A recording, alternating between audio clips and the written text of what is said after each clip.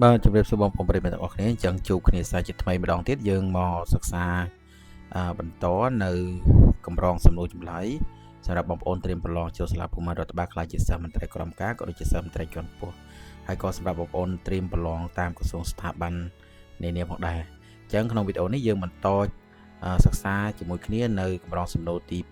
751ដល់760អញ្ចឹងកម្រងវីដេអូយើងកាន់តែសម្បូរមហោហើយបានន័យថាវាមកដល់ពេលនេះគឺយើងបាន760បើនៅពេលដែលបងប្អូនទស្សនាវីដេអូនោះចប់អញ្ចឹងនៅក្នុងchannel គឺខ្ញុំមានបំណងចែករំលែករហូតដល់2000សម្រាប់បងប្អូនអញ្ចឹងបងប្អូនដែលមិនទាន់បាន subscribe channel ទេសូមជួយ subscribe ទៅហើយបងប្អូនមានចម្ងល់អីក៏អាចសួរបានដែរខ្ញុំក៏នឹងព្យាយាមឆ្លើយនៅអ្វីដែលខ្ញុំអាចឆ្លើយបានតែអ្វីដែលខ្ញុំឆ្លើយមិនបានខ្ញុំនឹងជម្រាបបងប្អូនទៅតាមហ្នឹងបាទឬក៏ខ្ញុំនឹងព្យាយាមស្រាវជ្រាវបន្ថែមទៀតដោយសារតែមុខវិជ្ជានេះមិនមែនជាមុខវិជ្ជាស្នូលរបស់ខ្ញុំទេហើយមុខវិជ្ជាស្នូលខ្ញុំគឺខាងអប់រំនោះទេអូខេអញ្ចឹងយើងមើលសំណួរទី751នៅក្នុងវីដេអូនេះគឺសួរថាតើនៅក្នុងដំណាក់កាលនៃការរៀបចំថវិកាតើការបង្កើតកាតព្វកិច្ចគឺជាអ្វីបាទអញ្ចឹងចម្លើយមាន4ក៏ចម្លើយកការបើកលុយសុទ្ធឲ្យទៅអ្នកផ្គត់ផ្គង់ខសកម្មភាពផ្លូវច្បាប់ឬរដ្ឋបាលដែលនាំឲ្យរឹតជំពាក់បំណុលឬត្រូវចំណាយនាពេលខាងមុខគោការធ្វើសវនកម្មក្រោយពេលចាយលុយរួចខការលុបចោលគម្រោងអញ្ចឹងចម្លើយដែលត្រឹមត្រូវពាក្យថាការបង្កើតកាតព្វកិច្ចនៅក្នុងការគ្រប់គ្រងហិរញ្ញវត្ថុសាធារណៈគឺជាសកម្មភាពតាមផ្លូវច្បាប់ឬរដ្ឋបាលដែលនាំឲ្យរឹតជំពាក់បំណុលឬត្រូវចំណាយនាពេលខាងមុខនឹងគឺជាអត្ថន័យនៃការបង្កើតកាតព្វកិច្ចនៅក្នុងការគ្រប់គ្រងហិរញ្ញវត្ថុសាធារណៈសំណួរទី752សួរថាតើការទូទាត់ក្នុងដំណាក់កាលចំណាយមានន័យដូចម្តេចអញ្ចឹងចម្លើយកគឺការពិនិត្យផ្ទៀងផ្ទាត់អត្ថិភាពនៃកិច្ចការដែលបានធ្វើរួចនិងគណនាចំនួនប្រាក់ពិតប្រាកដដែលត្រូវបង់ចម្លើយខគឺជាការរឹបអូសទ្រព្យសម្បត្តិចម្លើយគការដេញថ្លៃជាសាធារណៈនិងចម្លើយខគឺជាការសន្យាថានឹងផ្ដល់ប្រាក់នៅឆ្នាំក្រោយអញ្ចឹងចម្លើយដែលត្រឹមត្រូវពាក្យថាការទូទាត់នៅទីនេះគឺបានន័យថាសន្យាថានឹងផ្ដល់ប្រាក់នៅឆ្នាំក្រោយបាទបន្តទៅទៀតសំណួរទី753សួរថាតើអ្វីជាដីកាបង្គាប់ឲ្យបើកប្រាក់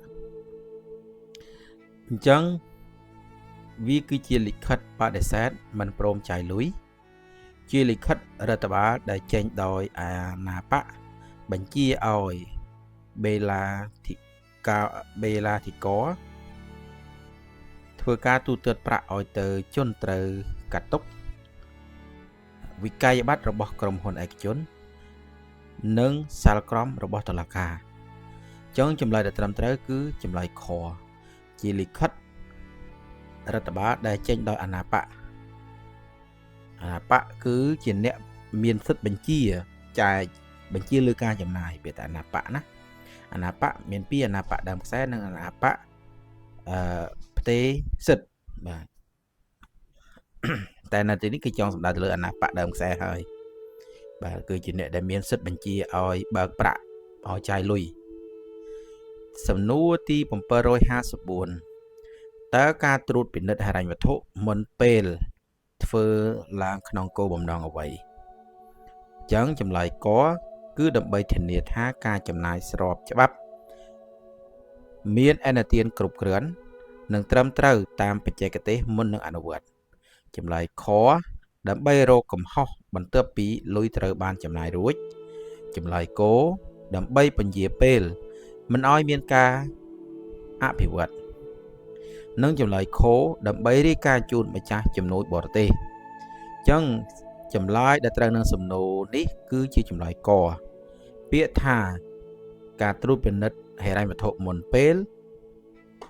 គឺធ្វើឡើងក្នុងបំណងដើម្បីធានាថាការចំណាយស្របច្បាប់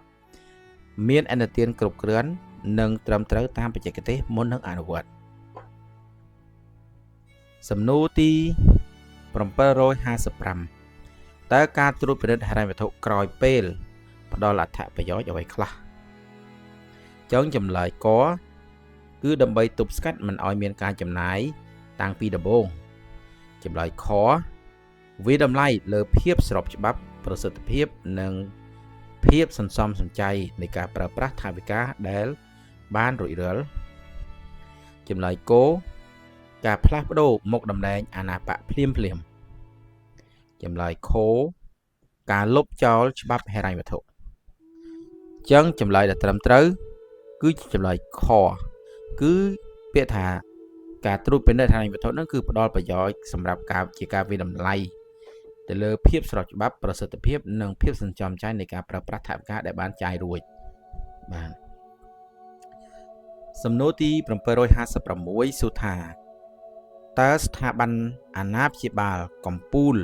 លើការគ្រប់គ្រងហិរញ្ញវត្ថុសាធារណៈនៅកម្ពុជាគឺមួយណាចម្លើយកក្រសួងសេដ្ឋកិច្ចហិរញ្ញវត្ថុក្រសួងផែនការក្រុមប្រឹក្សាអភិវឌ្ឍកម្ពុជាហើយនិងធនាគារពាណិជ្ជកម្មចម្លើយដែលត្រឹមត្រូវគឺចម្លើយកអាណាព្យាបាលកំពូលគឺក្រសួងសេដ្ឋកិច្ចនិងហិរញ្ញវត្ថុសំណួរទី757សួរថាតើច្បាប់ស្តីពីការទូទាត់ថវិកាឡើងវិញធ្វើឡើងដើម្បីអ្វីចឹងចម្លើយកគឺដើម្បីរៀបចំថវិកាសម្រាប់ឆ្នាំក្រោយចម្លើយខដើម្បីបញ្ជាក់និងបិទបញ្ជីគណនេយ្យថវិកាជាផ្លូវការនៃការអនុវត្តថវិការបស់រដ្ឋក្នុងឆ្នាំកន្លងទៅចម្លើយគគឺដើម្បីសុំខ្ចីប្រាក់បន្ថែមនិងចម្លើយខដើម្បីលុបចោលពន្ធដារ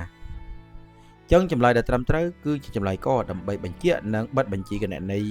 ថវិកាជាផ្លូវការនៃការអនុវត្តថវិការបស់រដ្ឋក្នុងឆ្នាំកន្លងទៅសំណួរបន្ទាប់នៅក្របខ័ណ្ឌហិរញ្ញវត្ថុរយៈពេលមធ្យមដែលជាភាសាអង់គ្លេសហៅកាត់ថា MTFF មានសារៈសំខាន់ដូចម្តេចចឹងចម្លើយកជួយក្នុងការគ្រោងទុកនៅទិសដៅម៉ាក្រូសេដ្ឋកិច្ចនិងហិរញ្ញវត្ថុក្នុងរយៈពេល3ទៅ5ឆ្នាំខាងមុខចម្លើយខសម្រាប់ដោះស្រាយបញ្ហាចោរកម្មចម្លើយគប្រើប្រាស់សម្រាប់តែការគ្រប់គ្រងបុគ្គលិកកិច្ចសន្យាចម្លើយខមិនមានសារៈសំខាន់អ្វីឡើយចឹងចម្លើយដែលត្រឹមត្រូវគឺចម្លើយកជួយក្នុងការគ្រោងទុកនៅទិសដៅម៉ាក្រូសេដ្ឋកិច្ចនិងហិរញ្ញវត្ថុក្នុងរយៈពេល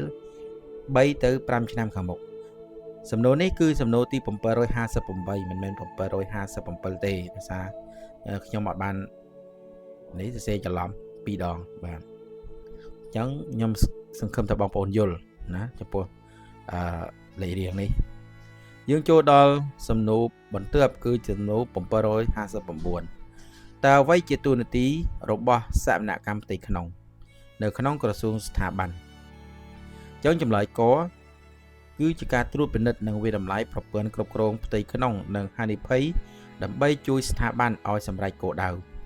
ចម្លើយខចាប់ទោសមន្ត្រីរាជការដាក់ពន្ធនាគារដោយផ្ទាល់ចម្លើយគធ្វើសេចក្តីរាយការណ៍ជូនសារព័ត៌មានបរទេសចម្លើយខគឺជាការប្រមូលពន្ធលើប្រជាពលរដ្ឋអញ្ចឹងចម្លើយដែលត្រឹមត្រូវគឺចម្លើយកត្រួតពិនិត្យនិងវិតម្លៃប្រព័ន្ធគ្រប់គ្រងផ្ទៃក្នុងនិងហានិភ័យដើម្បីជួយស្ថាប័នឲ្យសម្រេចគោលដៅយើងទៅសំណួរបន្ទាប់សំណួរទី760សួរថាតើកម្មវិធីកែតម្រង់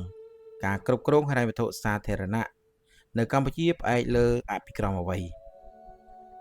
ចឹងចម្លើយកអភិក្រមយឺតតាមការស្ម័គ្រចិត្តចម្លើយខអភិក្រមតាមដំណាក់កាលគន្លឹះដោយសាងសមត្ថភាពជាជំហានចម្លើយគ អភិក្រមផ្លាស់ប្ដូរទាំងស្រុងក្នុងរយៈពេលមួយយប់និងចម្លើយខុសអភិក្រមពឹងផ្អែកលើអ្នកជំនាញបរទេសទាំងស្រុងចឹងចម្លើយដែលត្រឹមត្រូវគឺចម្លើយខអភិក្រមតាមដំណាក់កាលគន្លឹះដោយកសាងសមត្ថភាពជាជំហានបានន័យថាយើងមិនធ្វើភ្លាមឲ្យ perfect តែម្ដងទេគឺគេមានដំណាក់កាលមួយហើយច្បាស់លាស់ណាគឺដើម្បីយើងធ្វើបដិរៀនបដិដែរបានន័យថាកសាងសមត្ថភាពជាជំហានអញ្ចឹងនៅក្នុងវីដេអូនេះមានតែប៉ុណ្ណឹងសម្រាប់បងប្អូនសង្ឃឹមថាបងប្អូនបានយល់ជ្រាបជ្រាបខ្លះហើយបើបងប្អូនពេញចិត្តដើម្បីជាការលើកទឹកចិត្តដល់ខ្ញុំផងដែរសូមជួយ like និង subscribe ឬក៏បងប្អូនមានចម្ងល់អាចសាកសួរបានឬក៏បងប្អូនអាចណែនាំមិត្តភ័ក្តិចូលទស្សនាបន្ថែមបានសម្រាប់អ្នកដែលមានឆន្ទៈចង់ក្លាយជាមន្ត្រីរាជការនាថ្ងៃអនាគតអរគុណជម្រាបលាជួបគ្នាក្នុងវីដេអូបន្ត